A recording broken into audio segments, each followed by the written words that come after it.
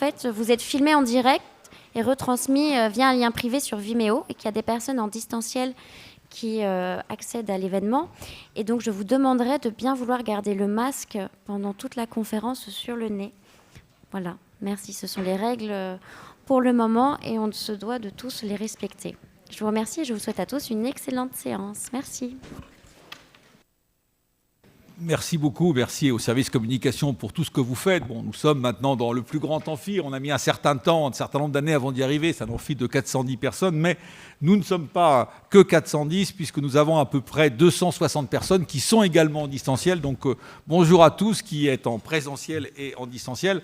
Ce qui permet aussi de nous faire entendre dans tout un tas de délégations, je pense en premier aux délégations de l'IFM.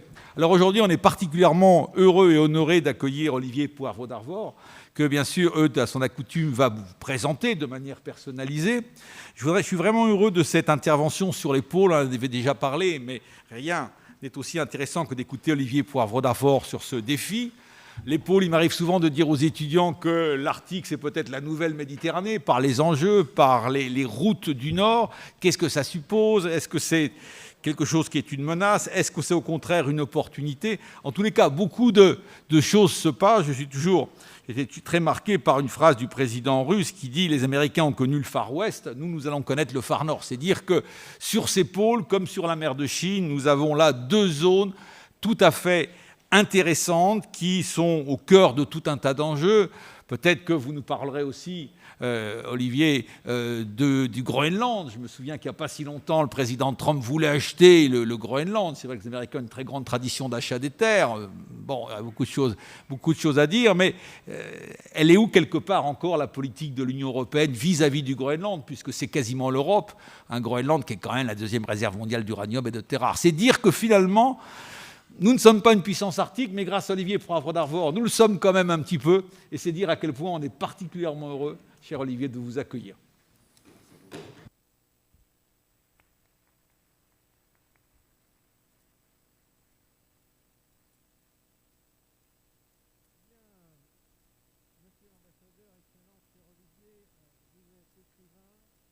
Vous êtes écrivain, philosophe, diplomate, homme de culture, passionné de la mer.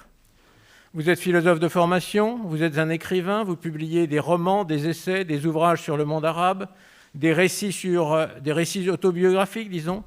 Vous êtes un homme de culture, de diffusion de la culture.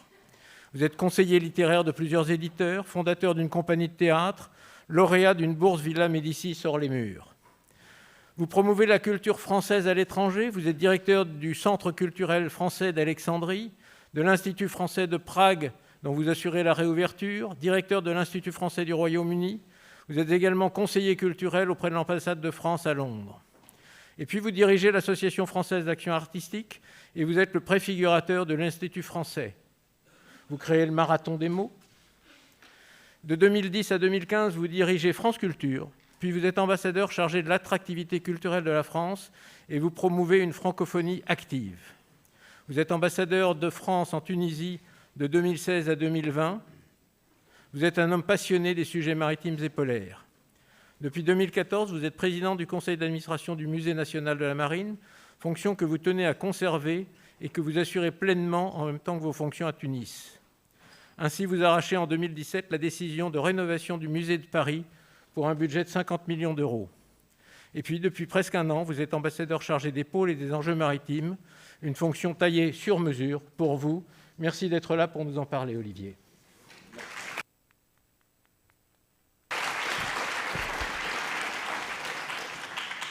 Merci à Christian Buchet, directeur du Centre d'études de la mer de l'Institut catholique de Paris. Merci à vous, à toi, Eudes, président de l'Institut français de la mer.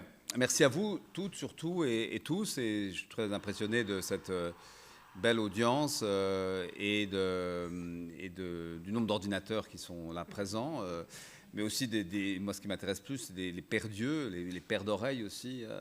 Et donc je souhaite qu'évidemment on puisse échanger le plus possible sur les quelques propos que je pourrais avancer ce soir. J'arrive à l'instant même d'un train qui venait de Brest. C'est assez loin, la Bretagne, enfin, c'est mon pays, mais c'est quand même loin. Parfois Ça paraît loin et en même temps, c'est le lieu que le président de la République a choisi pour être le siège, accueillir le One Ocean Summit, qui parlera des pôles comme des mers et qui sera, je crois, le premier grand sommet international consacré à l'océan en France depuis fort longtemps. En tout cas, je n'ai pas souvenir d'en avoir vu beaucoup dans l'histoire de ce pays. Et je suis très redevable de la pugnacité de mon voisin de gauche, Eudes, qui s'inquiétait à juste titre du fait que pendant cette présidence française que nous allons inaugurer donc le 1er janvier, nous allions manquer l'occasion de parler d'océan. Voilà. Et donc, tu m'as mis la barre très haut et il m'a harcelé, c'est du harcèlement professionnel, avec l'océan bien commun. Donc voilà, c'est sous cet auspice-là que ce sommet, One Ocean Summit, se tiendra. Donc j'ai beaucoup de reconnaissance pour le travail que vous avez mené à l'Institut français de la mer avec aussi d'autres personnes de grande qualité, des femmes puissantes que sont Catherine Chabot, Françoise Gale et d'autres. Et puis je suis un lecteur comme vous de Christian Buchet qui a écrit des textes tout à fait singuliers par sa connaissance, sa profondeur historique et géographique et géopolitique. C'est rare de combiner les deux. Et donc je me sens vraiment encadré, sinon surveillé, mais en tout cas bien encadré, bien entouré et avec vous aussi de même. Peut-être partir, parce que j'ai l'habitude toujours d'improviser. J'ai fait le Conservatoire national de théâtre de Paris. J'avais beaucoup de mal à retenir mes textes. Par contre, j'étais très bon dans l'improvisation. Donc, depuis ce temps-là, j'y vais en anglais, en arabe ou en français. Je vais le faire plutôt en français aujourd'hui, a priori. Mais il ne vous a pas échappé que j'étais plutôt spécialiste du monde arabe, donc arabisant. Et c'est ce pourquoi le président de la République, évidemment, m'a demandé de m'occuper des pôles, parce qu'il y a ces liens très évidents qu'il faudra trouver. Je demanderai à Christian de voir dans l'histoire quels sont les liens entre le monde arabe et les pôles. Et en tout cas, voilà, à titre personnel, j'ai une relation comme vous, je pense, forte à la mer parce que j'ai été privé de la mer petit, pas de ma mère, mais de la mer. C'est pas oedipien, mais c'est vrai que breton, avec ma famille en Bretagne, la maison de famille en Bretagne, vivant en Reims, dans un endroit où il y a peut-être quelques traces de trilobites dans le fond de la terre, du calcaire champenois, mais enfin, je me projetais en permanence à travers, à l'époque, la lecture principalement, mais aussi ces moments extraordinaires de la vie qui consistaient à quitter Reims pour aller en Bretagne, en Côte du Nord de l'époque, et voilà, vivre aux côtés de cette mer que j'ai retrouvée hier depuis quelques heures pour aller repérer les endroits où se situera ce One Ocean Summit. Peut-être première constatation, d'abord, pourquoi, étant diplomate, parler de la mer? Je pense que si nous avons, nous, du soft power, nous Français, il tient à 2-3 choses. Ce n'est pas notre charme particulier, ce n'est pas notre sens de l'accueil, il n'est pas évident. En tout cas, il y a des pays parfois plus accueillants.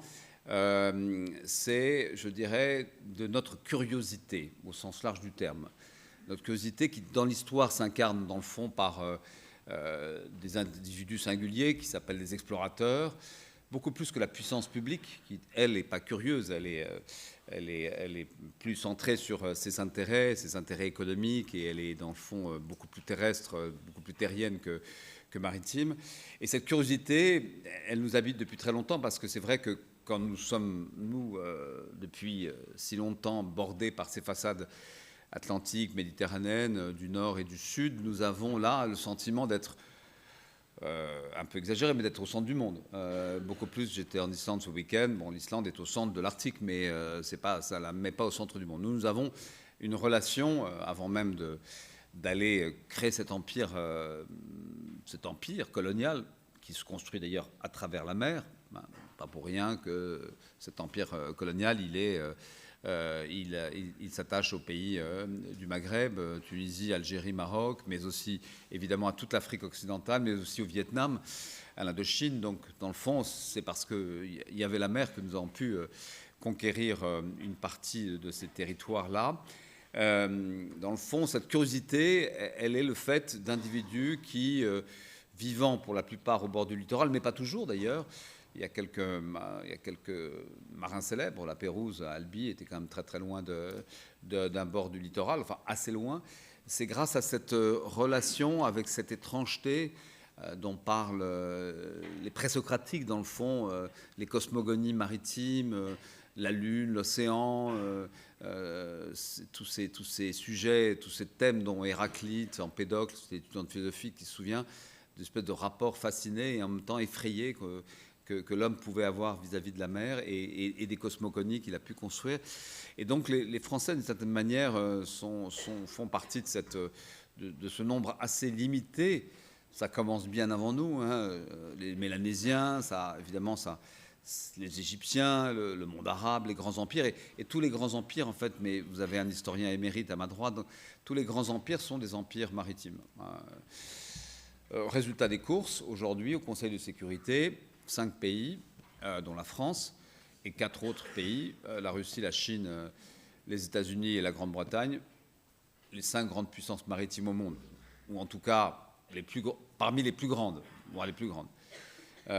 Et c'est pas rien. Dans le fond, on n'imagine pas de mettre un pays qui ne soit pas un grand pays maritime à la tête de ce Conseil de sécurité, qui est quand même l'arbitre des inélégances du monde et qui joue évidemment un rôle important. Donc, entre les Mélanésiens et le Conseil de sécurité, évidemment, il se passe beaucoup de choses, beaucoup de siècles, beaucoup de millénaires d'appréhension, sinon de connaissance de la mer, d'appréhension de la mer, au sens fort du terme, appréhender et la craindre aussi, et qui déroule une histoire dont nous pouvons être vraiment fiers. Et quand le président de la République m'a proposé à l'époque, il a parlé de la succession de Ségolène Royal, qui avait été ambassadrice des pôles, après Michel Rocard, qui en 2009 avait créé cette chose étrange. Je connaissais bien Rocard, et à l'époque, après sa carrière brillante de Premier ministre, il avait voulu terminer, dans le fond, sa vie professionnelle, en tout cas sa vie publique, par cette ambassade qui lui avait été confiée, qu'il avait voulu créer, en quelque sorte. Ça avait paru extrêmement étrange, baroque, pourquoi s'intéresser aux pôles. Et moi, j'ai immédiatement demandé à avoir un domaine plus large, parce que les pôles tout seuls, ça ne marche pas. Les pôles, ça ne marche pas, ni l'Antarctique, ni l'Arctique.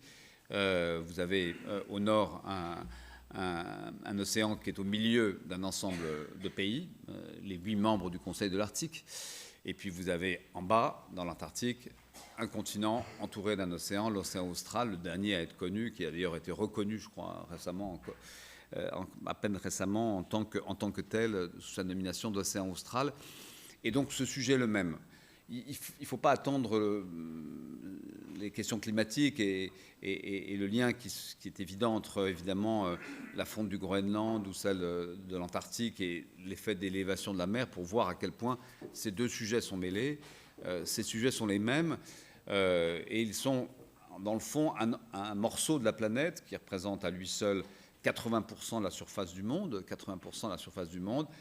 qui est assez peu considéré, ou en tout cas qui tient debout, plus ou moins bien, avec en effet ces sujets climatiques que j'évoquais, mais qui tient par une sorte de bonne volonté des hommes, avec très peu de textes dans le fond, mais quelques textes importants sur lesquels je voudrais revenir, et qui ne sont pas nombreux, mais qui sont, en termes de gouvernance, extrêmement intéressants. Alors, la gouvernance des océans, la gouvernance des pôles, ça peut paraître ennuyeux, en tout cas pour ceux qui ne s'intéressent pas à la matière juridique. Je ne suis pas un obsédé du droit, mais je note quand même qu'il y a là, avec peu de textes, peu de règles, des organisations assez admirables. Prenons la mer, bon, vous les connaissez bien. Dans le fond, la mer, 1494, le traité de Tordesillas qui coupe le monde en deux. Puis après, entre ce traité-là et Montego Bay, donc 1982, il n'y a pas grand-chose en fait. Dans le fond, il y a des aventures, des aventuriers, des pays, des empires maritimes, des conquêtes de part et d'autre. Mais il faut attendre il y a 40 ans exactement, puisque nous allons célébrer en 2022, donc dans peu de temps, les 40 ans de droit de la mer, en fait, de cette convention de Montego Bay qui fixe de manière assez géniale. Et dans le fond, ça s'est passé assez bien, à un moment où quand même l'histoire du monde était assez vacillante, avec des oppositions est-ouest très fortes, mais qui ont permis quand même aux États de se mettre d'accord sur un traité qui répartissait, à travers les définitions des zones exclusives économiques, est-ce que vous connaissez par cœur, les 12 miles, les 200 miles, puis le plateau continental, qui a réparti le gâteau maritime. Il a réparti à l'avantage de certains pays, la France qui est tout sauf un hexagone, mais qui est vraiment un archipel. Nous ne sommes pas autre chose qu'un archipel. Nous, évidemment, nous avons eu la chance de pouvoir être ce deuxième, ou certains disent premier domaine maritime, mais comme la vérité, c'est que c'est plutôt le deuxième quand on fait bien le calcul. Et malgré le recomptage qu'on peut faire à travers ce programme qui s'appelle Extraplac, porté en partie par l'Ifremer, alors nous regagnerons quelques centaines de milliers de kilomètres, certainement, mais qu'importe. Nous avons ce grand domaine maritime. Et je crois qu'il faut partir du droit et du territoire pour comprendre bien la mer et pour comprendre les problèmes qui se posent derrière à la mer. Dans le fond, moi j'essaie depuis 9 mois beaucoup d'oublier que je suis français et de me mettre à la place tantôt des Russes, tantôt des Chinois. Pourquoi ? Parce que c'est quand même ceux qui sont parfois les plus obstruants, ou en tout cas les plus complexes, mais qui ont un rapport légitime à la mer qui est leur rapport. Et dans le fond, on parle beaucoup de la Chine, ce besoin d'expansion, évidemment qu'il est patent, ce besoin d'expansion chinoise. Pour moi, il tient essentiellement au fait que cette division, ce découpage de 1982 de Montego Bay, leur attribue, ainsi qu'à l'Inde, alors que ce sont des pays considérables, des zones exclusives économiques ridicules. On n'avait rien contre, mais il se trouve qu'il y a du monde autour, donc on coupe en deux et on sépare, et ça produit évidemment des zones exclusives économiques, notamment pour la Chine, tout à fait ridicules, et qu'évidemment, elle a envie d'aller plus loin. S'ajoute à ça, évidemment, ces grands problèmes de souveraineté que vous connaissez et qui mettent dans des tensions réelles des pays comme la Chine, la Russie, le Japon, le Vietnam, les Philippines, la Malaisie et quelques-uns d'autres qui, dans cette partie du monde, en effet, se disputent du territoire. Dans le fond, quand on part du droit, on se rend compte que la France a été, dans tous les domaines, par rapport à la question du droit, très première. Dans les discussions de Montego Bay, elle a été fort active. Nous allions devenir le premier domaine maritime, mais les Américains qui sont le deuxième domaine maritime, mais les Américains qui sont le premier n'ont pas ratifié au bout du compte d'ailleurs cette convention de Montego Bay. Mais nous l'avons été en fait bien plus tôt, et là je vais passer à l'Antarctique brusquement, dès 1959, dans la discussion du traité de l'Antarctique, qui est un modèle. Vraiment, ce traité de l'Antarctique, regardez-le bien, contemplez-le. À mon avis, il est unique et il n'est pas durable.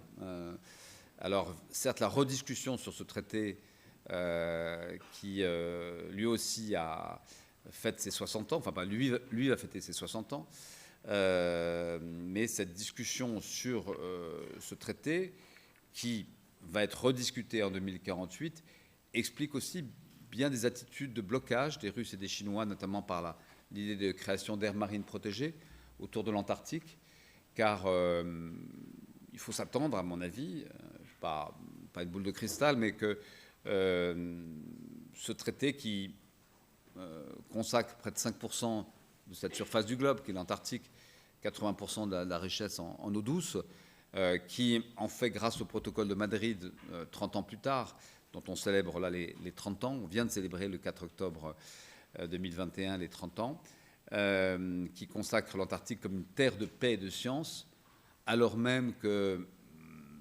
quelques États possessionnés, donc, qui revendiquaient l'Antarctique, auraient pu décider de s'écharper sur ce sujet-là. La France en est un.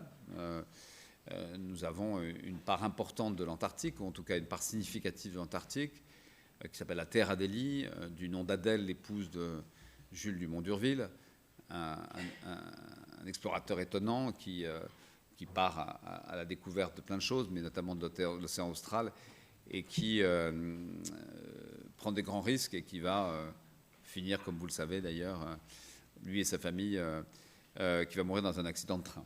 Je ne sais plus où d'ailleurs, pas de Versailles. Voilà, c'est l'ironie de l'histoire, mais en tout cas, nous avons, nous Français, mais aussi les Russes, mais aussi les Américains, mais aussi les Australiens, à l'époque, pensaient ce traité de l'Antarctique dans un moment qui était extrêmement difficile, de tension Est-Ouest considérable, les années 50, fin des années 50, pour produire un texte qui est aujourd'hui véritablement un texte unique où les nations, alors les traités au départ réunissaient les parties principales, les pays possessionnés, puis après ceux qui ont eu les pays qui étaient liés au traité, puis après aujourd'hui 54 pays qui ont pour certains des voix consultatives, mais de véritablement proscrire toutes les activités industrielles, militaires, nucléaires en Antarctique. Je pense que c'est quelque chose qui devrait être défendu, un bien commun, là aussi. Je pense que les pôles sont un bien commun. C'est d'ailleurs notre meilleure manière d'entrer dans le sujet polaire, y compris en étant non pas une nation arctique, mais en étant soucieux des enjeux globaux, c'est de considérer que les pôles, comme les océans, sont des biens communs de l'humanité. Ce traité donc, a été, comme vous le savez, affiné encore par ce protocole de Madrid, et c'est là, en 1989, l'œuvre de Michel Rocard, quand présidant la deuxième réunion des pays de l'Antarctique à Paris, il s'aperçoit que les Néo-Zélandais ont le projet d'un traité qui s'appelle le traité de Wilmington, qui va permettre l'extraction minière, car il y a probablement, même si le coût d'exploitation est encore extrêmement élevé, ou serait probablement très élevé, ce traité de Wellington propose donc que l'on puisse pratiquer des exploitations minières en Antarctique. Et Rocard, Premier ministre, qui préside cette réunion, c'était la deuxième, on a j'ai eu le privilège de présider la troisième, qui s'est tenue en juin dernier, se fâche, découvre ce traité. Et c'était une belle époque où, à ce moment-là, on appelle le Premier ministre australien, avec qui on s'entend bien. Ça change, hein, ben voilà. Et Bob Hawke, une figure formidable, est à Paris. Et lui et Michel Rocard vont voir François Mitterrand et obtiennent l'accord de François Mitterrand pour qu'on lance ces discussions sur ce qui va devenir ce protocole de Madrid 2 ans plus tard et qui va vraiment consacrer l'Antarctique comme terre de science et de paix. Mais l'Arctique, dans le fond, moi je crois assez peu, même si on a besoin de se faire peur un peu, ou en tout cas les journalistes ont besoin de se faire peur, ont besoin d'imaginer que des enjeux globaux vont conduire à des conflits et à des guerres. Je crois assez peu à un scénario sombre en Arctique. Dans le fond, pour être allé dans la plupart des pays maintenant arctiques, au Groenland et au Svalbard, ce Conseil de l'Arctique, qui se réunit depuis maintenant 25 ans, et qui est une sorte, c'est pas péjoratif d'ailleurs, de syndicat, d'une copropriété de pays arctiques, et qui réunit pourtant quand même des pays qui ont eu dans l'histoire récente des occasions de se montrer un peu offensifs l'un vis-à-vis des autres. Je pense à la Russie, évidemment aux États-Unis, le Canada, l'Islande et les 4 pays nordiques, dont 3 sont dans l'Union européenne, la Suède, le Danemark, la Finlande, et se rajoute évidemment la Norvège. Pour participer comme observateur à ces réunions du Conseil de l'Arctique, je suis assez impressionné avec les enjeux économiques qui sont là, les réserves d'hydrocarbures considérables, de gaz, d'huile, de charbon aussi, les minerais qui sont là, ces enjeux stratégiques aussi qui font que l'OTAN est présent en Arctique et que la Chine, qui pointe son nez, se présente as a quasi-Arctic country, ce qui est quand même assez extraordinaire. Pourquoi pas non plus un jour se présenter comme un quasi-Mediterranean country. Mais la Chine n'hésite pas à se présenter telle qu'elle. J'ai pu le mesurer d'ailleurs à Reykjavik ce week-end, où il y avait un certain nombre d'interlocuteurs chinois qui considèrent que ça fait partie ils sont en orbite en Arctique. Donc là, il y a évidemment, on peut l'imaginer, mais partout, dès qu'on retrouve ces grandes puissances, des conflits possibles. En même temps, l'intelligence des hommes fait que ces nations arrivent à trouver une forme d'équilibre, malgré, ça n'empêche pas les sous-marins des différents pays que j'ai pu citer, peut-être les nôtres aussi, ça je ne vous le dirai pas, de se promener là, et à ces pays de se regarder, à ces routes du Nord, d'être imaginées. Alors on est quand même assez loin de cette translation de la route classique maritime, la route de Suez. On a pu, au moment où ce bateau Evergreen a été bloqué, vous avez pu suivre pendant 3-4 jours, on suivait ça avec beaucoup d'intérêt, dans le fond, en se disant, et si ça passait par le nord? Objectivement, j'ai quand même un peu travaillé sur le sujet, mais enfin d'autres l'ont fait mieux que moi. On en est assez loin encore. Et les grandes compagnies de shipping, de transport, n'envisagent pas pour l'instant de passer par ces routes, qu'il s'agisse de la route du nord-ouest, la route du nord ou la route centrale. Mais you never know. C'est peut-être dans 20 ans. Ce qu'on sait, c'est que sous l'effet du changement climatique, dramatique, vraiment je ne mesurais pas à ce point-là, du fait du changement climatique dramatique, d'une température 3 fois plus élevée, en tout cas en termes d'augmentation dans l'Arctique qu'ailleurs, est évident que, et probablement la route centrale, qui est une route qui serait peut-être la plus simple, puisqu'elle ne serait pas placée sous la souveraineté russe ou canadienne, qui sont le fait des deux autres routes, cette route qui pourrait se libérer, ou en tout cas être libérée une grande partie de l'année, pas toute l'année, pourrait être en effet une éventualité à un déplacement du transport maritime vers le nord.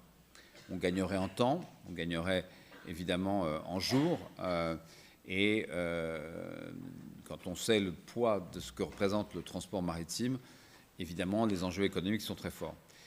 Les enjeux sont stratégiques aussi, je parlais de l'OTAN évidemment, je parlais de ces tensions qui peuvent exister, on l'a vu lors du passage aujourd'hui terminé de l'administration Trump.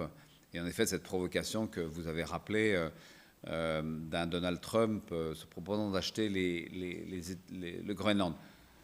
Après tout, dans le fond, quand on voit l'implication des États-Unis au Groenland, quand on voit la base militaire qui était la leur, même si elle est pour l'instant un peu en sommeil, mais quand on voit l'importance que le Groenland attache aussi à sa relation avec les États-Unis, je ne vais pas dire que tout ça n'est pas absurde, mais en tout cas, ça a un certain sens. C'est vrai que le Groenland est aussi un mouvement par rapport au Danemark d'autonomisation. Ça leur appartient complètement, évidemment, je n'ai pas de jugement là-dessus, mais c'est vrai que le Groenland, pays immense, considérable, se cherche des partenaires et que les États-Unis en sont assez naturellement l'un. Mais il ne faut pas grossir le trait et imaginer que demain la guerre s'y produira. Je pense en effet, et vous l'avez rappelé Christian, qu'il y a d'autres terrains extrêmement tendus. Évidemment la mer de Chine méridionale, mais aussi l'Europe. Je pense que les tensions qui sont apparues en Méditerranée entre la Grèce et la Turquie sont de nature à nous inquiéter. Les tensions qui sont extrêmes. Il y a des enjeux économiques aussi, évidemment, derrière tout ça. Et puis derrière tout ça, il y a des grandes puissances, il y a l'Iran, il y a la Russie. Donc ce n'est pas un micro-sujet. Mais tous les jours, on en voit. Vous avez vu peut-être récemment dans les journaux qu'il y a une dispute, au sens peu philosophique, de tension très grande entre le Kenya et la Somalie. Là encore sur une question de ZEE, de zone économique exclusive, notamment sur un petit triangle non négligeable qui est très poissonneux, donc qui est évidemment une source de revenus qui est celui de la pêche, mais aussi d'hydrocarbures. Et la Somalie qui a obtenu par décision de la loi cet espace supplémentaire est challengé par le Kenya qui n'y se résout pas. Voilà.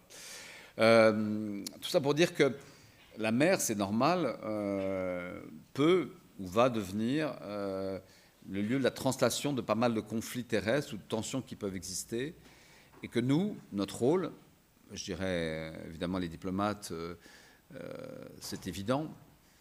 J'ai beaucoup appris en regardant l'un de mes patrons, Hubert Védrine. Nous sommes là pour faire la paix. Et faire la paix, ça veut dire aussi parler avec ceux qui ne nous aiment pas, surtout parler avec ceux qui ne nous aiment pas.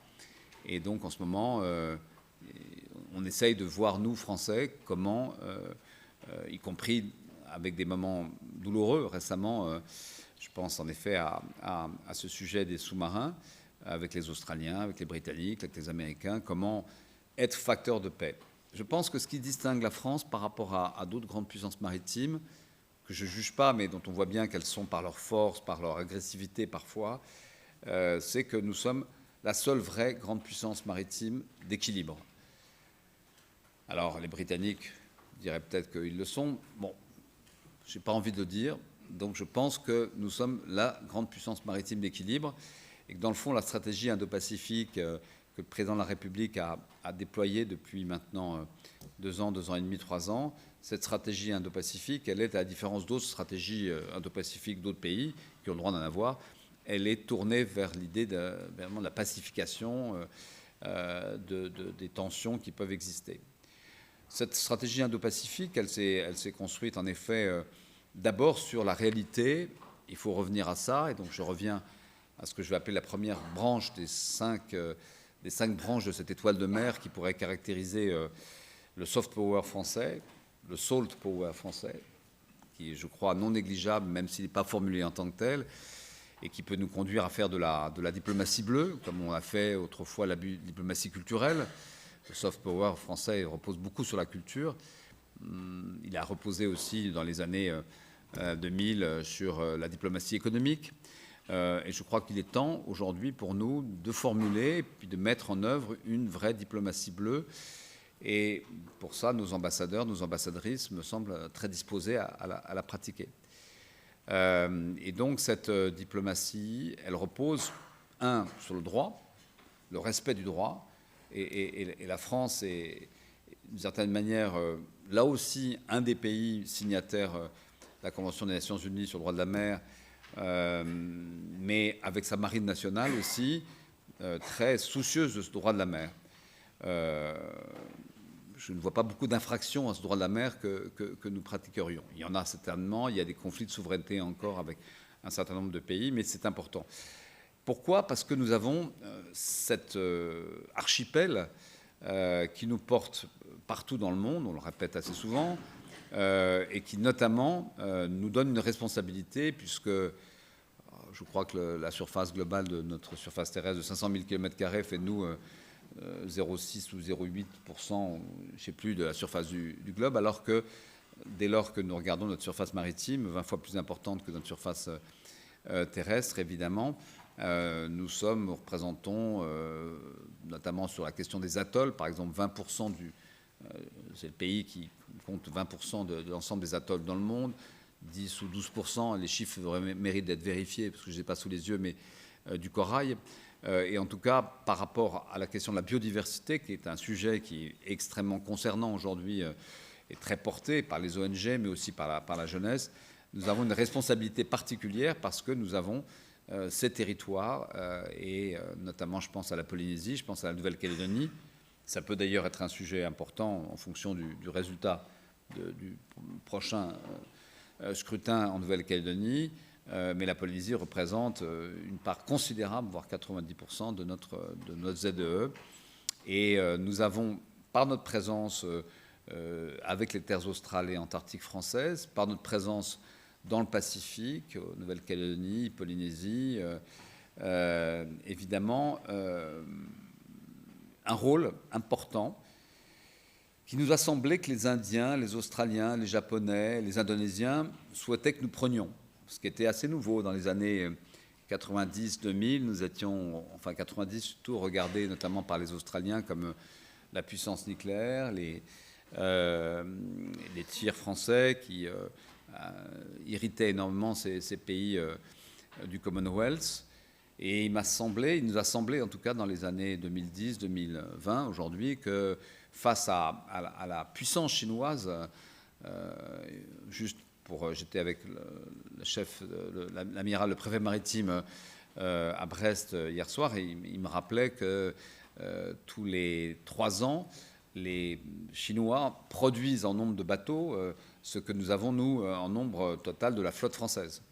C'est-à-dire que tous les 3 ans, hop, ça devient une flotte française en plus. Donc, à ce rythme-là, la marine chinoise va devenir évidemment la première marine mondiale.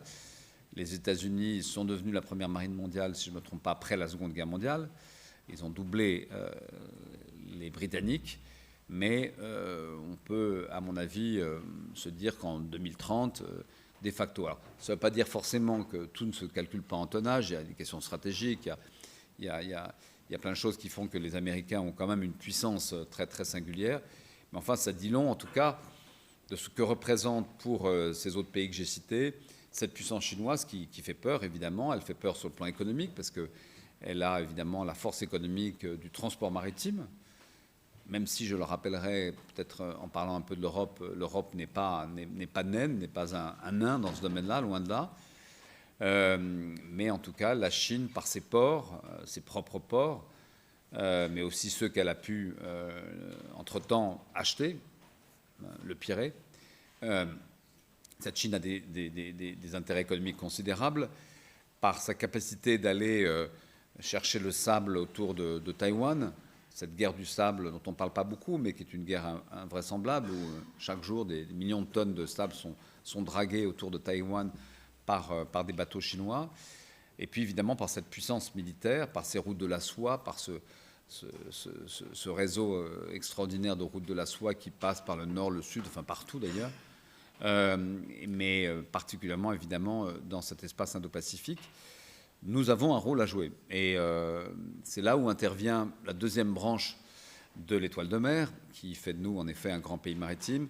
C'est cette puissance de notre marine nationale qui, ces dernières années, va plutôt bien en termes de crédit, en termes de moyens. Il y a eu, non pas une recapitalisation, le terme n'est pas juste, mais quand on parle aux marins, quand on parle aux amiraux, quand on parle aux préfets maritimes, aujourd'hui, véritablement, il y a des programmes d'armement qui sont importants et nous avons une marine nationale qui se projette partout et qui, évidemment, dans cette région du monde aussi, d'ailleurs, avec les Américains, avec les Australiens, avec d'autres pays, les Japonais, travaillent, fait des exercices communs et cette marine est extrêmement respectée et elle fait respecter le droit.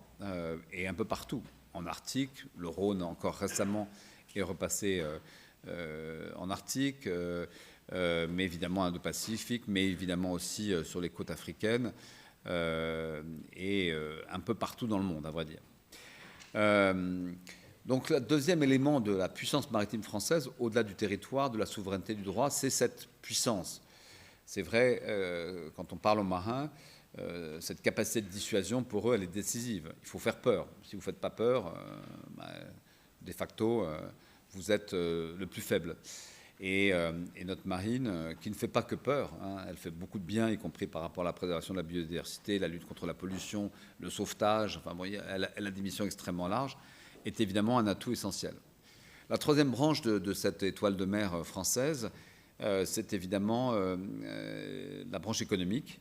C'est ce que représentent dans le PIB les produits de la pêche, les produits de l'aquaculture, les produits plus généralement de toute l'activité navale de construction, de chantier, de transport maritime. On peut être fier de temps en temps, il faut l'être, et je trouve dans ce domaine de la mer, vous avez fait pour ça un travail formidable, vous, ensemble, depuis des années, et c'est de rappeler cette fierté-là. On peut être fier, par exemple, d'avoir, avec CMA-CGM, aujourd'hui, le 3e transporteur maritime. Quand Jacques Sadet est arrivé, je crois, du Liban avec un bâtiment ou 2 bâtiments, quand on voit aujourd'hui ce que son fils, Jacques Sadet étant décédé il y a maintenant 2 ans, je crois, ce que son fils, vraiment, cet empire maritime de CMA-CGM, c'est assez impressionnant. C'est à Marseille, c'est français, y compris pendant cette crise du Covid, c'est un acteur essentiel de l'économie française avec des bénéfices records d'ailleurs. Vous le savez, mais le transport maritime représente aujourd'hui en tonnes, en tonnage, 92% du transport mondial. Donc les enjeux sont évidemment considérables. Et quand on est troisième, c'est évidemment formidable. Donc ces intérêts économiques, ils expliquent en partie d'ailleurs la terrible, l'amertume qu'est la nôtre vis-à-vis de ce contrat avec les Australiens. Naval Group, j'ai eu l'occasion de voir à quel point Naval s'était impliqué, et ça représente évidemment des intérêts économiques, mais au-delà, évidemment, une projection de puissance aussi. Les chantiers de l'Atlantique, nombreux sont aussi, évidemment, je n'ai pas cité la plaisance, et je n'ai pas cité, évidemment, ce qui fait notre succès touristique. Il n'y aurait pas 80 millions de touristes en année normale, pas en année Covid. Il n'y aurait pas 80 millions de touristes en France si on n'avait pas cette activité littorale, donc ce tourisme du littoral qui joue un rôle essentiel. En discutant avec les élus du littoral qui se sont réunis il n'y a pas très très longtemps, j'ai vu à quel point, en effet, ça représentait pour eux une ressource essentielle. La quatrième branche de cette étoile de mer, il n'en reste qu'une autre après, rassurez-vous, ce n'est pas des mille pattes, donc c'est plus simple, c'est évidemment la science. Là aussi, fierté. Et il faut vraiment le dire, le redire. Nous avons, depuis très longtemps, des scientifiques qui travaillent sur le sujet maritime. L'expédition d'Égypte, Bonaparte, n'était pas que scientifique, loin de là. Mais enfin, il y avait cette dimension scientifique qui est extrêmement importante. L'histoire du muséum d'histoire naturelle est construite sur des collections qui ont été collectées, évidemment, dans les Outre-mer, sur les mers. Et donc, cette recherche scientifique française, qui est objectivement, y compris en anglais, fait de nous un des 4-5 grands pays en termes de publication, de recherche. Je voudrais citer l'IFREMER, mais il y a évidemment l'IRD aussi qui concourt, et d'autres grands organismes de recherche, et puis évidemment l'ensemble des universités françaises, en Outre-mer aussi, des laboratoires de recherche. Cette recherche française, elle est exceptionnelle. Elle est portée en plus par un organisme, l'IFRENER, qui est au service de l'innovation et aussi de l'industrie, et pas uniquement une recherche uniquement libre, mais elle est appliquée, et il y a de nombreux sujets français sur lesquels nous sommes très bons. Je discutais hier soir encore avec le patron de Mercator Océan. Mercator, c'est une société qui est installée à Toulouse.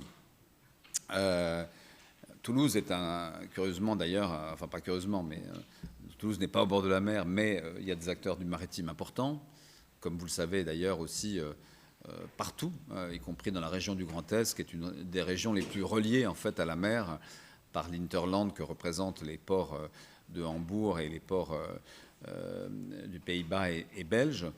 Et dans le fond, Mercator, depuis maintenant 2 décennies, développe tout un ensemble qu'on pourrait appeler un jumeau digital de l'océan, grâce à toutes les données qui ont été collectées, consiste à pouvoir avoir ce jumeau de l'océan, digital, numérisé, qui permet dès aujourd'hui de travailler sur l'océan de manière extrêmement précise, sans pour autant mettre les pieds dedans, sans pour autant plonger, mais de savoir à tout moment la température, l'acidité, l'oxygénation, et donc de pouvoir là avoir un ensemble un corpus de connaissances tout à fait exceptionnel. Et parmi les objectifs du One Ocean Summit, c'est véritablement, dans l'esprit de l'océan bien commun, de pouvoir construire autour de Mercator un opérateur européen, et même plus, si possible, onusien, et d'en faire un opérateur dont la connaissance sera partagée, accessible à tous, à toutes, librement, et pas uniquement le fait de tel ou tel pays qui conduirait des recherches scientifiques. C'est très frappant de voir, par exemple, sur les sujets polaires, à quel point, alors même que les scientifiques travaillent beaucoup ensemble, que la collaboration scientifique est à l'origine des questions polaires, comment finalement, quand on regarde la carte de l'Antarctique, on voit des petits drapeaux, des drapeaux français, on ne va pas s'en plaindre, il y en a 2, la station du Mont d'Urville et la station Concordia, même si nous partageons Concordia avec les Italiens.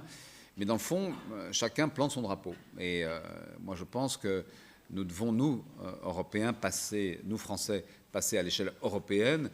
Et je ne trouverais pas choquant l'idée qu'on puisse avoir des stations européennes où les Allemands, les Belges, les Italiens, les Espagnols, qui ont des stations, pourraient, au moins à côté de leur drapeau national, avoir ce drapeau européen.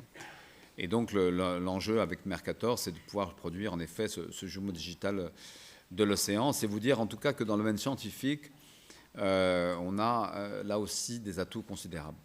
Puis la cinquième et dernière branche de cette étoile de mer qui fait de nous vraiment cette puissance d'équilibre, c'est les questions climatiques. Depuis 2015, depuis les accords de Paris, il est clair que la sensibilité qui est la nôtre, elle est très forte sur ces questions du climat.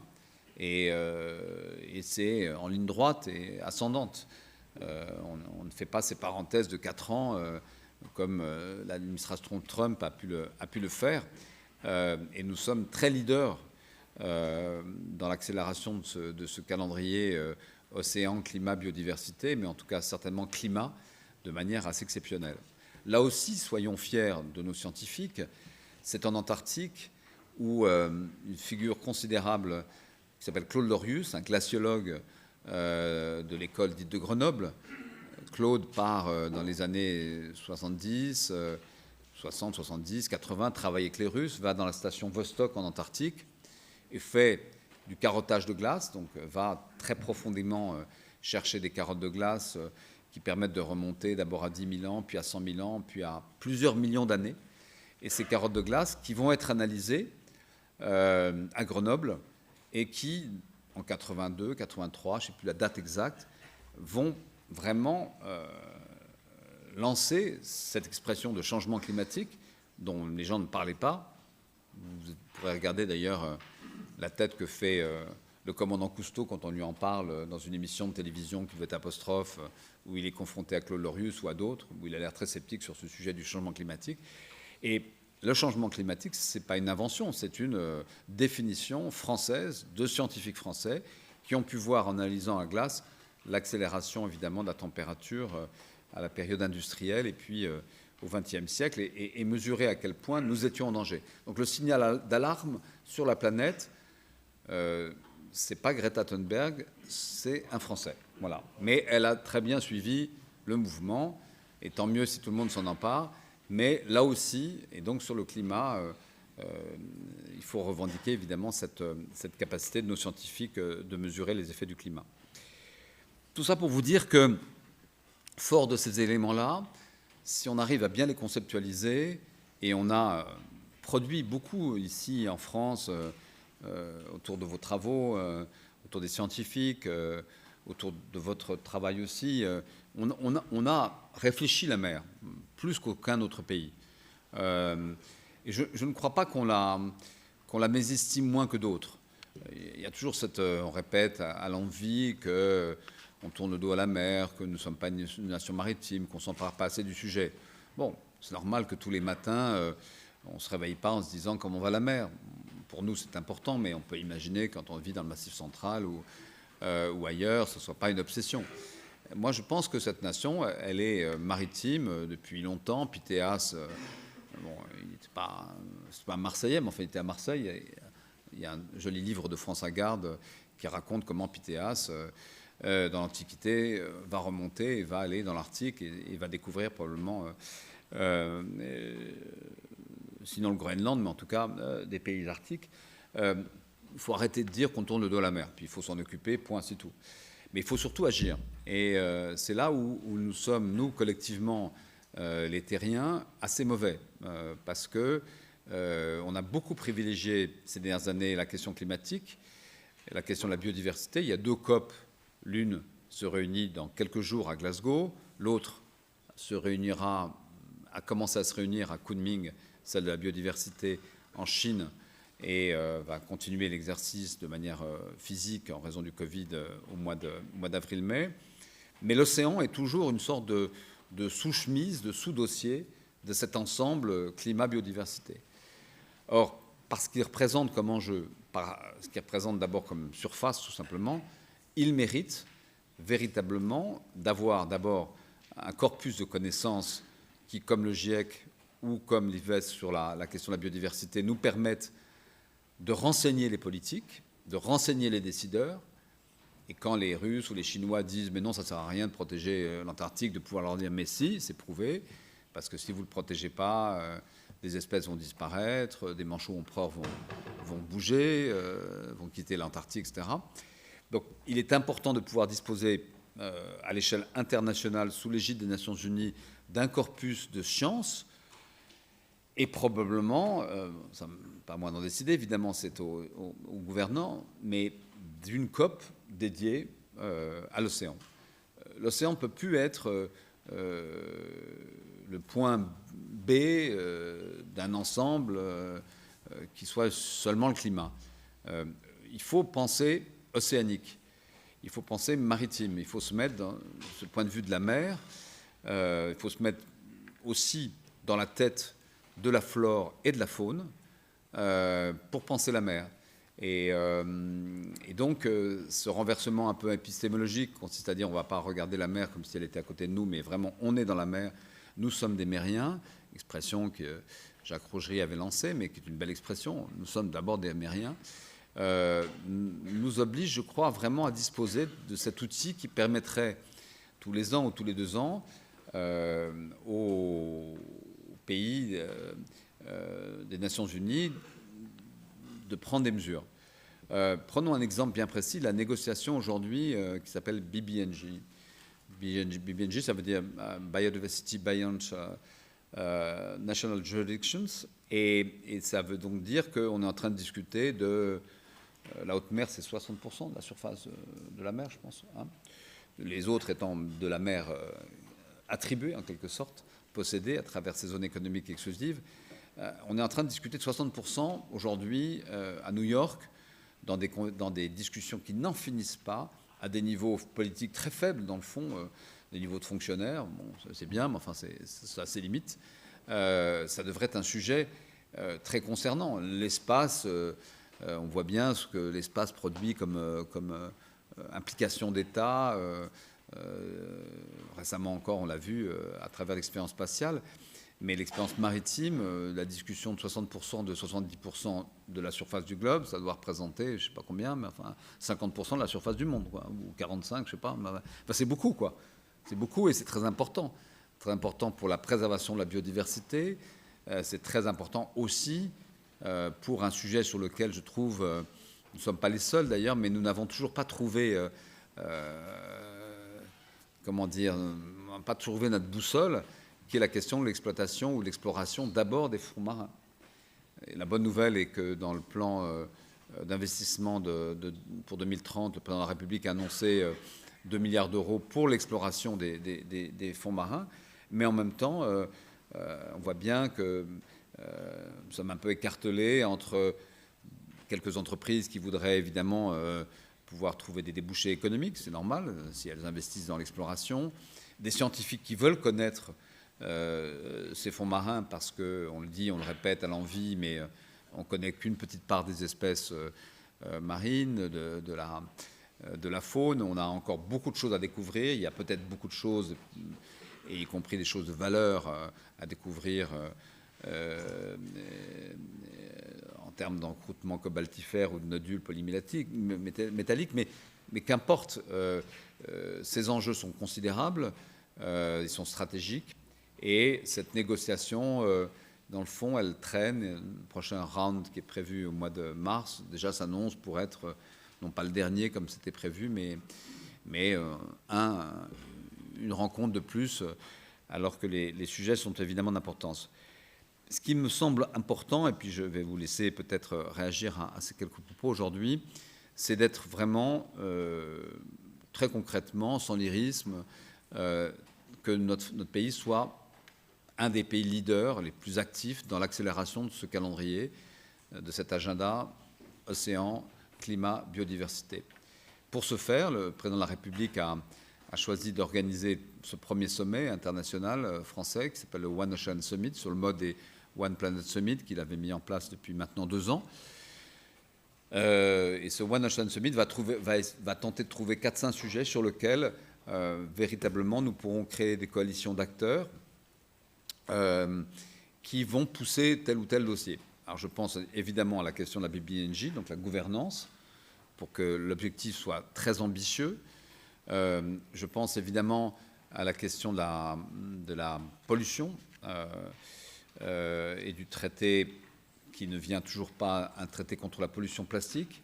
Le sujet plastique est extrêmement concernant, y compris d'ailleurs avec les microplastiques en Arctique, mais surtout en Méditerranée, où vraiment la situation est catastrophique.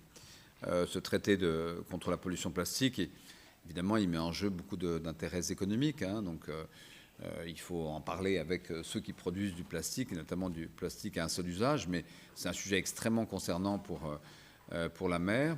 Donc voilà un deuxième sujet sur lequel, en plus de la gouvernance, nous pourrions nous focaliser. Il y a le sujet des aires marines protégées, notamment ces aires marines protégées dont je parlais en Antarctique. 2 millions de kilomètres carrés de biodiversité qui peuvent être préservés, mais depuis maintenant 9 ans, les Russes et les Chinois bloquent donc cette adoption, alors que l'ensemble de la communauté internationale, y compris les Américains évidemment, portent cette cause qui avait déjà été portée en 2016 par Barack Obama, qui avait réussi à convaincre Vladimir Poutine de classer comme mer marine protégée la mer de Ross. Mais là, depuis maintenant 9 ans, on n'arrive toujours pas à faire de même pour l'Antarctique Est et pour la mer de Weddell. Et parmi les autres sujets, il y a ces sujets de connaissance, notamment de ce jumeau digital. Nous aimerions que ça devienne un projet européen et donc avec une gouvernance européenne d'abord et puis internationale pour pouvoir partager la connaissance. Il y a plein d'autres sujets qui sont évidemment d'importance. Je pense notamment au verdissement du transport maritime. Et c'est ce qui va me permettre de conclure avec un petit message par rapport à l'Europe. Verdissement du transport maritime, ça concerne évidemment ces grandes compagnies. L'Europe sait, mais elle ne revendique pas assez, sa puissance. D'abord, c'est le premier domaine maritime au monde, mais les 4 compagnies que sont CMA CGM française, que sont Maersk, la première danoise, que sont la compagnie allemande et la compagnie italo-suisse, représentent 50% du transport maritime mondial. Donc c'est considérable, c'est la moitié de ce transport maritime, c'est des milliards et des milliards de chiffres d'affaires. Et on a beaucoup de mal, par exemple, à l'échelle européenne, à trouver ensemble, avec ces compagnies qui ont de logique économique, hein, mais le chemin vers la transition énergétique, vers un transport qui soit beaucoup moins polluant, avec un transport vraiment décarboné. Maersk, par exemple, a une stratégie très ambitieuse, voulant passer tout de suite au méthanol pour donc construire des nouveaux bateaux, pensant que ça va être un argument par rapport à ses clients, d'ailleurs, d'être plus vert ou plus bleu que les autres. CMA, CGM, Rodolphe Sadé, lui, a une perspective de transition plus longue, peut-être, transition par le passage avec le gaz naturel liquéfié. Et bon, ça me paraîtrait quand même important qu'on puisse arriver entre transporteurs européens en tout cas un regard partagé, en tout cas sur cette question évidemment très, très importante. Voilà, il y a pas mal de sujets dont on va parler. On pourra aussi peut-être parler pendant ce sommet des questions des captures accidentelles de cétacés, qui est un sujet qui est très concernant et qui touche en plus, je crois, beaucoup les sociétés civiles, les ONG. Les sujets sont très nombreux.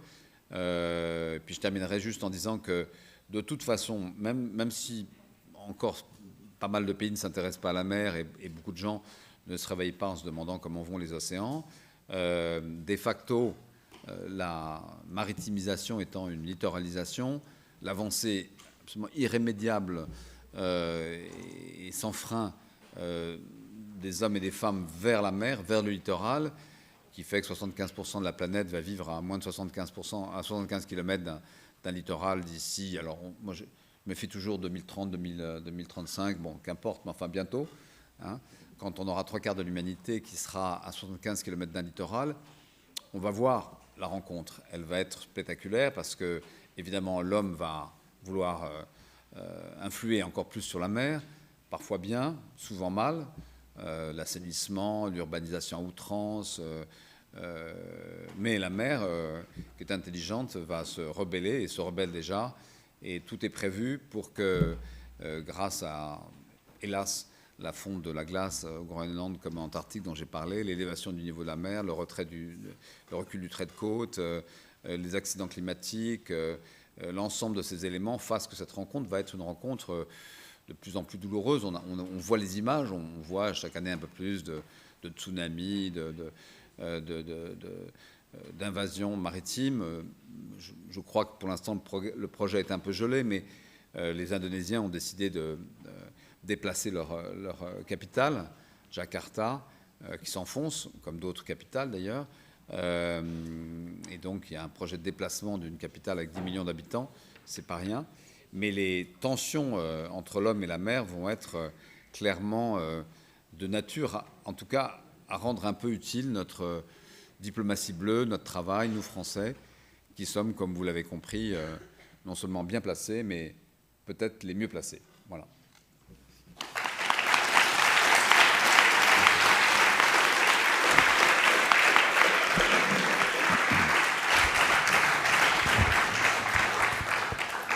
Merci beaucoup, monsieur l'ambassadeur, cher Olivier, pour ce tour d'horizon global, ces défis, pour tout ce que vous faites, parce que je sais ô combien One Ocean Summit, c'est un petit peu vous qui l'avez porté, combien vous nous parlez parfois d'un Davos de la mer.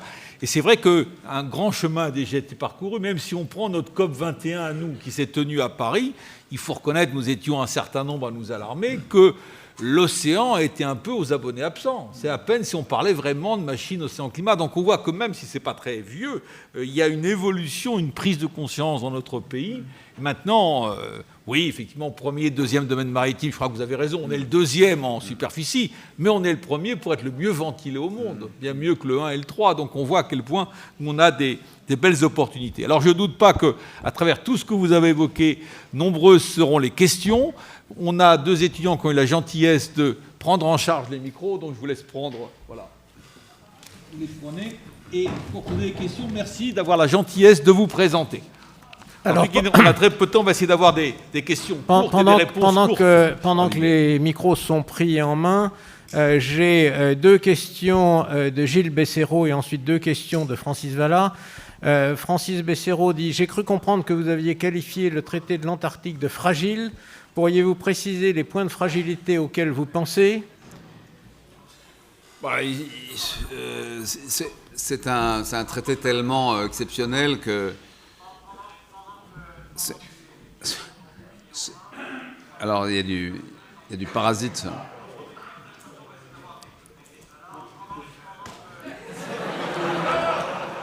C'est bien. On n'y arrivera pas. Oui, non, il y a une rediscussion qui est prévue, donc, je pense, dès 2040, mais je ne peux pas imaginer qu'il n'y ait pas, là, d'abord, des recherches scientifiques qui permettent de savoir un peu plus ce qu'il y a dans l'Antarctique, la capacité d'exploration et d'exploitation, et qu'il y ait des tentations, en tout cas. Donc voilà, il faudra être vigilant, en tout cas. La deuxième question de Gilles Besséraud, c'est quelle articulation entre One Ocean Summit, Our Ocean et la conférence des Nations Unies au DD 14 de Lisbonne? La première chose, c'est que One Ocean Summit, malgré son nom, c'est français. Voilà. Et que je pense qu'il était important qu'on ait un objet français. Voilà, ça fait 9 mois que je travaille uniquement en anglais, moi. Donc maintenant, de toute façon, j'ai compris quand même que le sujet, la grande discussion mondiale sur l'océan, elle nous a échappé. Donc elle est portée par le Commonwealth, elle est portée par les Américains. Et dans le fond, Our Ocean, c'est une belle initiative, mais elle est portée par John Kerry. À Palau, c'est là où il y a une bonne base américaine. Enfin, moi, les choses sont assez claires quand même sur, disons, l'importance que l'Amérique attache à la mer, et c'est formidable. Et Kerry a fait un travail exceptionnel sur ce sujet-là. Mais nous, il faut qu'on le fasse aussi à notre tour. Donc, on doit avoir cette initiative.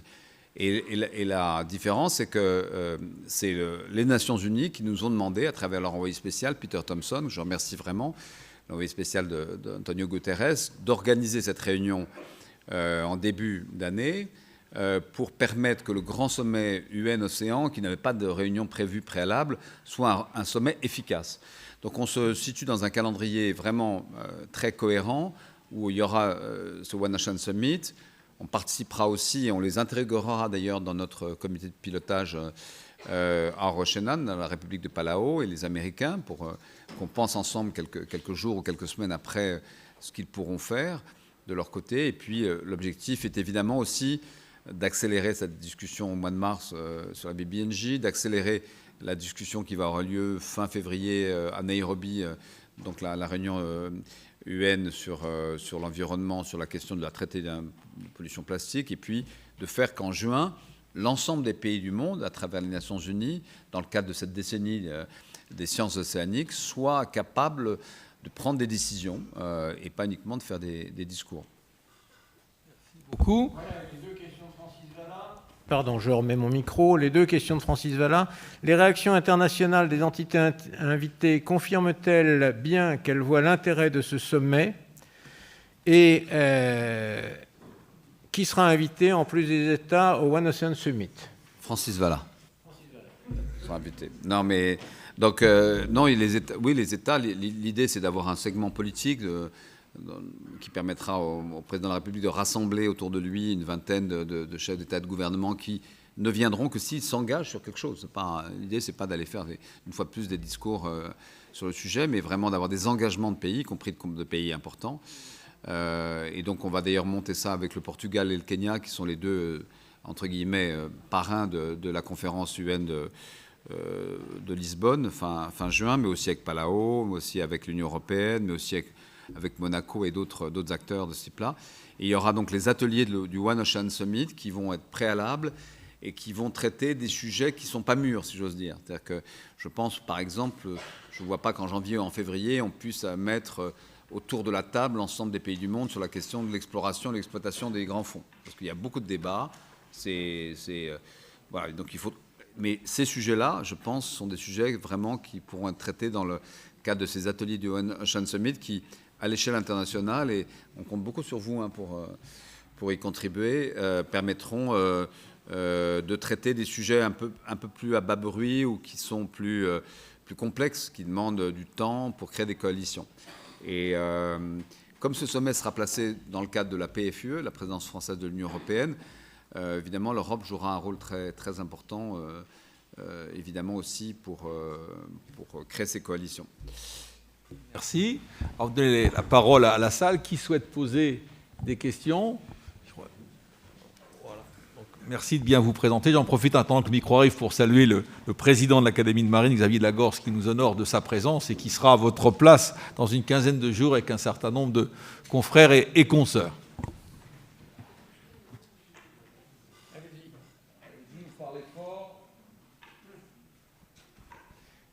Oui, bonsoir. Bonsoir. Vous avez évoqué, plusieurs fois le fait que les océans, à l'inverse de l'espace, étaient relativement délaissés au niveau politique. Est-ce que vous pouvez expliquer pourquoi justement ce désintérêt de la part des grandes puissances? Avec 2 minutes comme réponse pour qu'on puisse avoir le maximum d'échanges, même si ça mériterait 2 conférences au moins.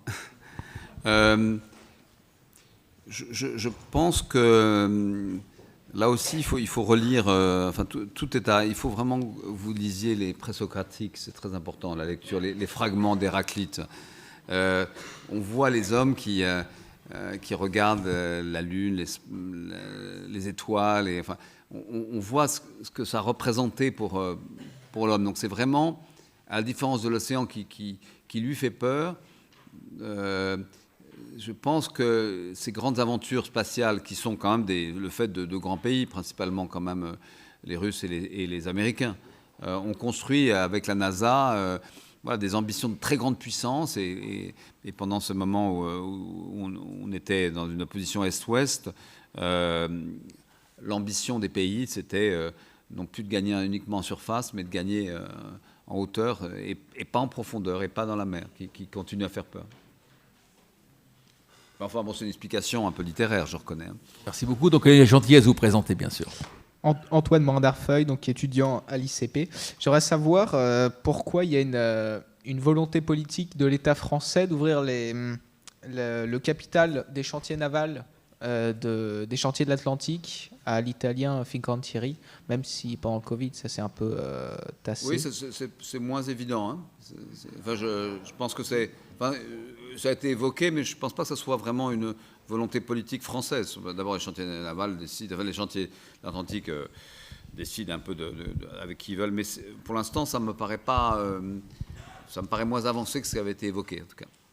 Je ne peux pas vous dire précisément où ça en est, mais je me promets de vous apporter une réponse plus précise là-dessus. Après, ce que je vois, c'est que, en tout cas, la construction navale, c'est capital. J'ai beaucoup d'échanges avec Brittany Ferries. C'est vrai que c'est une grande compagnie bretonne, etc. Donc on peut être fier quand on est breton et français. Mais je vois qu'ils vont construire ailleurs, beaucoup. Et donc ça, c'est un sujet. Comme je pense que véritablement, pour nous tous, c'est vrai que cette capacité de construire pour les autres, c'est bien, mais il faudrait aussi construire pour nous.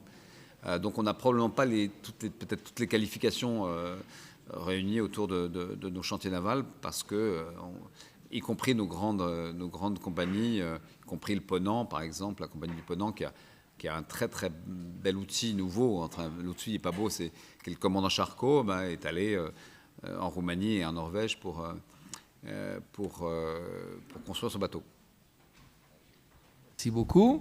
Je crois que mademoiselle est en temps. Monsieur, il y a quelqu'un qui est là. Voilà. Donc, où intervenez la première personne qui a le micro intervenez, en attendant une question d'Olivier Delacote, devant de tels enjeux autour d'un bien commun capital pour tous demain, pourquoi ne pas créer une première instance scientifique commune, travaillant autour des enjeux océan, climat, biodiversité et je rajouterai environnement? Non, là, c'est un peu trop, si vous voulez. Je pense que, d'abord, la communauté internationale, on n'en décide pas comme ça. Donc, il y a les outils, il y a le GIEC, pour la biodiversité, il y a un outil. Donc voilà, moi je dis qu'il faut qu'il y en ait un pour l'océan, en tout cas sur la connaissance de l'océan. Ça me paraît vraiment... voilà. Après, on pourra tout mettre dans tout, hein, mais il y a des rapports intermédiaires du GIEC sur la cryosphère et sur l'océan, d'ailleurs, qui existent. Mais je pense que vraiment, l'océan mérite, il est assez grand pour avoir son propre outil. Madame. Voilà. Bonsoir, du coup je m'appelle Marie, je suis étudiante en master à Sciences Po. Vous avez parlé de l'importance du fait de penser maritime et de remettre le maritime un peu au centre de nos sociétés. Je voulais savoir qu'est-ce que c'était pour vous l'impact du fait que le ministère de la Mer ait été remis à jour avec le gouvernement de 2020. Qu'est-ce que c'est l'importance de cette décision ? Oui, moi je pense que c'est un très bon signal quand même. C'est un très bon signal parce que d'une part, il y a toujours cette coordination interministérielle qui est faite par le secrétaire général de la mer, mais c'est important d'incarner la mer. Je pense que c'est important et Annick Girardin le fait très bien parce que de Saint-Malo à Saint-Pierre-et-Miquelon, tout son itinéraire est un itinéraire maritime. Et donc, je pense qu'il faut une voix. En effet, à un moment donné, il faut un numéro de téléphone. Voilà, c'est des expressions consacrées. Et je pense que c'est une décision qui était très importante. Plus modestement, celle de créer un nouveau portefeuille d'ambassadeur des pôles et des enjeux maritimes aussi. Et je ne fais pas de politique, hein, mais bon, je trouve qu'il y a une volonté, en tout cas marquée dans ce quinquennat, en tout cas de créer des outils, de même que de passer commande pour écrire une stratégie polaire nationale. Il n'y a jamais eu. Et donc, c'est un document que je dois rendre en décembre au président de la République aussi. Voilà, en tout cas, cette conscience, elle est maintenant, elle est plus uniquement, réservée aux académiques, aux universitaires, aux scientifiques, mais je pense qu'il y a une prise réelle de conscience de notre responsabilité. Il y a peu de ministères de la mer, il y en a 4 ou 5, 6 dans le monde, je crois. Indonésien, portugais. Voilà. Merci. Donc, monsieur, en tant qu'on vous promet le micro, on l'avait donné, on vous l'a arraché, on vous le rend. Merci, Olivier Dufourneau. Vous avez évoqué, je rebondis sur la question précédente, vous avez évoqué l'importance donc de créer plus de structures propres de la science à la décision, propres à l'océan. Et qu'est-ce que vous attendez de ces structures-là par rapport à une stratégie qui commence à porter ses fruits, d'au contraire diffuser l'océan dans tous les grands segments finalement des conventions internationales. Pourquoi une focalisation serait plus forte qu'une présence transversale de l'océan, si ce n'est peut-être, et c'est peut-être une autre question, de de mettre en avant une spécificité de l'océan qui serait cette fameuse notion de bien commun qu'on a du mal à voir émerger ailleurs sur d'autres sujets. Et dans ce cas-là, est-ce que vous avez des objectifs précis derrière cette notion ? Oui, franchement, je pense que c'est le fait de toujours considérer la mer comme un sujet transversal, c'est un peu le problème quand même. C'est que donc aujourd'hui en France, tout le monde s'intéresse à la mer, le ministère des Armées évidemment, le ministère de l'Outre-mer, le ministère de la Transition écologique, le ministère de la mer, le ministère de l'Europe et des Affaires étrangères, le ministère de l'Enseignement supérieur, de la Recherche et de l'Innovation, etc. Et finalement, personne ne s'en occupe. C'est-à-dire que personne dit, voilà, moi je veux ça. Donc comme on est un État relativement dirigé, je pense que c'est très important, en tout cas, nous, de pousser l'idée d'avoir, y compris à travers ce jumeau digital d'ailleurs, à travers un lieu de la connaissance pour conseiller nos scientifiques, conseiller nos décideurs. Ce n'est pas dans les rapports du GIEC que vous trouverez grand-chose sur l'océan. Pas grand-chose, c'est toujours des sous-chapitres, j'insiste là-dessus. Et si d'ailleurs on a aussi peu exploré l'océan, c'est parce que justement c'est toujours un sous-tiroir. Depuis quelques années se multiplient, il y a ce qu'on appelle le World Ocean Assessment des Nations Unies, il y a à la suite de la COP 21 à Paris, Because of the Ocean, il y a un High Panel for Sustainable Ocean qui s'est créé à l'initiative de la Norvège et de 12 pays. Donc en fait, on voit bien qu'il y a un désir de créer cette information scientifique à l'usage des décideurs. Je pense que le mieux, plutôt que de créer des coalitions des uns des autres, c'est sous un chapeau Nations Unies, donc sous un chapeau, faut pas appeler ça, pas le GIEC, ça portera un autre nom, mais d'avoir vraiment une information dédiée voilà, à ce sujet-là. Après, en effet, il faut croiser tout ça, hein, mais la mer mérite bien d'avoir sa grande université, en quelque sorte. Est-ce qu'il y aurait une question de nos internautes, Eudes, ou quelqu'un dans la salle? Un micro ici ou un micro là-bas, voilà. Peut-être côté bâbord et tribord est très parlant. Monsieur l'ambassadeur, bonsoir. Bonsoir. Vladimir Gilg, étudiant L1 Histoire Sciences Po. J'avais une question justement à propos du rapport que vous devrez rendre, Monsieur le Président de la République, sur la stratégie au niveau des pôles, mais plus précisément sur la recherche dans l'Arctique. Est-ce que ça serait possible d'avoir éventuellement une petite précision par rapport à la recherche dans l'Arctique? Quelles sont actuellement les grandes directives, les grandes directions vers lesquelles la France s'oriente et quels seront les principaux changements en fait, après ce rapport? En fait, je crois qu'on a une politique maritime en France. Elle est politique maritime intégrée. Il y a des outils, sur le canal général de la mer, maintenant le ministère de la mer. On a une politique maritime. Bon, j'essaie de vous la décrire à travers les cinq branches de l'étoile de mer, mais enfin, on peut la décrire autrement. On n'a jamais eu de politique polaire. Dans le fond, ça n'est le polaire, c'est une affaire d'aventuriers, d'explorateurs, sur lequel la puissance publique s'est greffée. Ça a commencé d'ailleurs avec Jules Dumont-D'Urville. Ces entreprises n'étaient pas entièrement financées, loin de là, par l'État. Puis évidemment les Charcot, qui finançaient avec ses propres crédits ou qui allaient chercher de l'argent. Puis évidemment Paul-Émile Victor. Et puis c'est à partir de Paul-Émile Victor, qui était aussi un aventurier, que se construisent, bon an, mal an, de manière assez complexe, d'ailleurs parfois les expéditions Paul-Émile Victor, et puis qu'on va voir naître un institut qui s'appelle l'Institut polaire français Paul-Émile Victor aujourd'hui, qui fait un travail exceptionnel avec des moyens dérisoires. Vraiment, je ne pensais pas qu'on était aussi peu ambitieux. Mais il n'y a eu aucune... le seul ministère qui porte ça à bout de bras, c'est vaillamment le MESRI, le ministère de l'Enseignement supérieur et de la Recherche, mais il faut tripler les moyens consacrés à la recherche polaire. Aujourd'hui, les moyens que nous avons... Enfin, j'ai rien contre les chars Leclerc, mais c'est 3 chars Leclerc.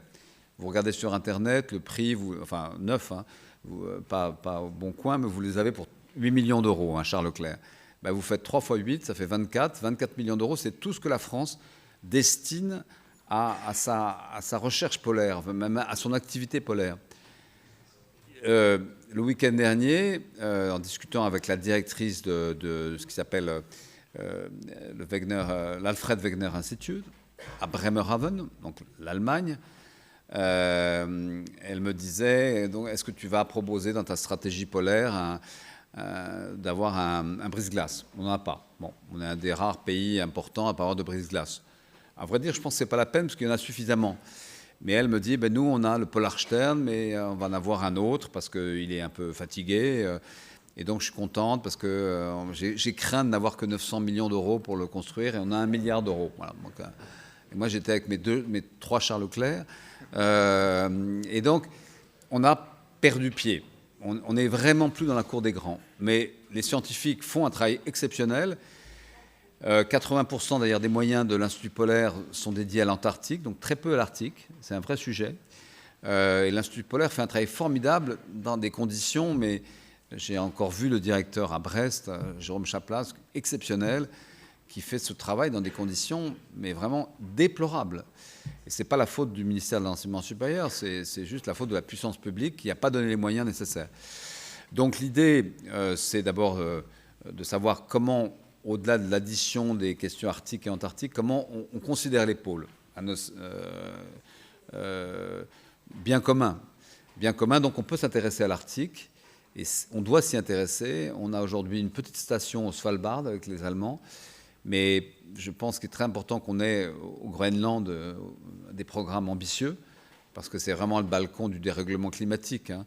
Je ne dis pas qu'il faille regarder du haut d'un balcon ce qui se passe, mais on voit là précisément ce qui est en train de s'organiser.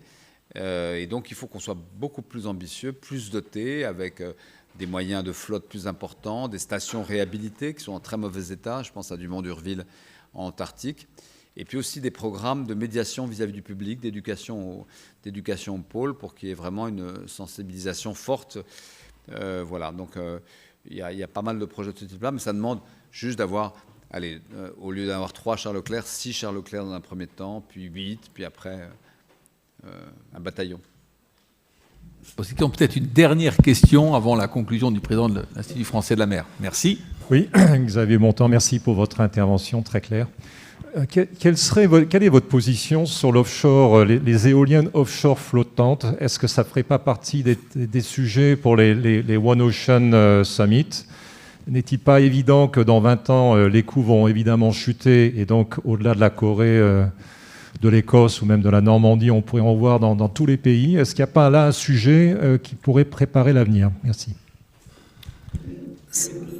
Certainement, pas comme nous on veut avoir des livrables, c'est-à-dire qu'en février, si ça a lieu mi-février peut-être comme c'est prévu, on va avoir des livrables, c'est-à-dire pouvoir dire voilà, on s'engage à nous, chefs d'État et de gouvernement. Donc ce sujet-là, on voit bien en France, c'est déjà pas consensuel. À l'échelle internationale, je pense qu'il n'y a pas une grande discussion sur cette question-là du éolien offshore, mais évidemment qu'il faut le considérer, vous avez tout à fait raison, ça devrait être, je pense, un des sujets des ateliers du One Ocean Summit. Merci beaucoup.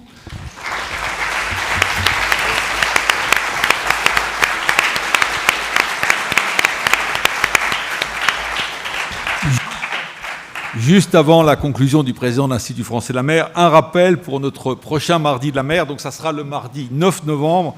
C'est une session qui me vient particulièrement à cœur, qu'on a préparée de longue date, avec pour thème l'Académie de marine au cœur des océans. Alors ça sera même un débat, je veux dire une intervention présentée par José-Manuel Lamarque de Radio France avec le président de l'Académie de marine, son vice-président Alain Bovis et notre consoeur Pascale Delécluse, qui est directrice honoraire des sciences de l'univers. Donc je crois qu'on aura là vraiment un formidable mardi de la mer, donc bloquez bien le 9 novembre. Encore 2 petites minutes, pas pour moi, mais pour notre Eudes Réblier qui va conclure. Oh, oui, enfin, 2 minutes pour redire tous mes remerciements et tous nos remerciements à Olivier. J'ai trouvé son salt power français formidable et sa description de l'étoile de mer française avec ses 5 branches, une magnifique illustration de tous ces enjeux des pôles et de l'océan. Donc merci encore Olivier de cette soirée et de toute cette présentation et de ces réponses. Merci à vous. Moi j'ai le sentiment vraiment de bénéficier d'un travail d'une communauté maritime exceptionnelle, du cluster maritime, l'Académie de marine qui va remettre ses prix très bientôt, de ce que vous faites ici. Et puis vraiment, donc, tout ça mérite vraiment aujourd'hui d'être revendiqué fièrement et puis de faire de notre pays vraiment un acteur majeur. Et je vois ici plein de futurs décideurs, j'imagine. Et donc, emparez-vous de la mer parce que, en étant français, en effet, le soul power, c'est quelque chose sur lequel on est particulièrement bien placé. Bon, moi, je m'appelle aussi d'un nom d'épice, mais enfin, bon, voilà, pourquoi pas. Il faut être, en tout cas, ambitieux. Et merci de votre attention et du temps que vous nous avez consacré. Merci beaucoup.